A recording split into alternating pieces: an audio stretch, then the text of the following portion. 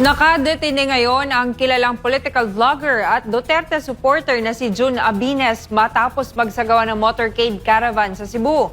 Ayon sa grupo, iligal ang pagdetine kay Abines. Narito ang report mula kay Eileen Navarro.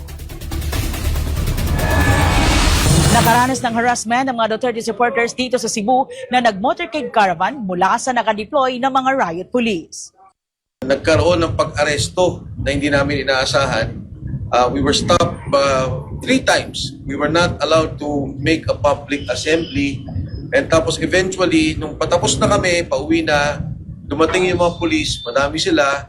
They arrested several people and they confiscated yung mga motorcycles.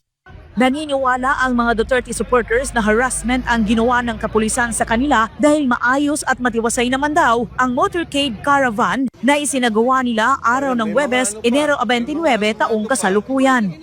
Ang among gibuhat is peaceful motorcade, no, supposedly, but sa Plaza Independencia pa lang aside, giharangan nami na we follow traffic rules. Pero ginadaan pa mig mga shields sa mga pulis, wala mig riot police. But the bad thing nga wala gid nako madawat is ang pag-arrest sa akong mga riders, no. Kay definitely diha ko nag-video ko akong gi-interview si Sir Ilanan na unsay rason nga inyong gikuha ang motor, gibalhin ninyo sa tunga, then inyong gi-claim nga obstruction sa traffic, then inyong gidako. Obstruction of traffic ang reklamo ng kapulisan sa grupo ng mga DDS na agad naman nilang pinabulaanan. Anila, natapos na ang motorkada at nasa isang kainan na ang grupo upang mananghalian nang biglang sumugod ang kapulisan at inimbitahan si Jun Abines na sumama sa presento at hanggang ngayon hindi pa ito pinakawalan. Sasampahan daw ng kaso si Abines. Kung bakit itinuon nila ang pagpapahayag sa kasagsagan ng ASEAN Tourism Forum sa Cebu, ito ang paliwanag ng dating Congressman Attorney Jing Paras.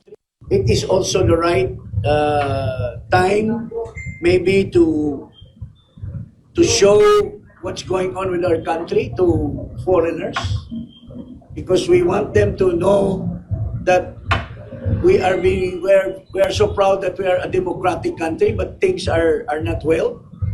So that we want to share to the people from the ASEAN that something is wrong with our country. It is the right of every Filipino to share this. Anila, malala na ang sitwasyon ng ating bansa. Tila wala na ang kalayaang mamahayag. Silent martial law ng araw ang nangyayari ngayon at talamak ang sistematikong korupsyon. What is happening now is government is systematic corruption. And ang masama nangyayari, we see it in Congress, we see it in the Senate, yung pondo-pondo nakikita. On top of that, and managing that, is the President himself. If we were given a chance to, yung na-present namin to sa impeachment case, we would have proven that. We would have proven that in all steps nung nangyari sa ating bansa ng corruption, the President is involved. Sa kabila ng matinding pangharas ng administrasyon sa bawat magpahayag ng protesta sa gobyerno, umaasa pa rin ang mga Duterte supporters na balang araw didinggin ng langit ang kanilang mga hinaing. Mula dito sa Cebu, para sa Diyos at sa Pilipinas nating mahal, Eileen Navarro, SMNI News.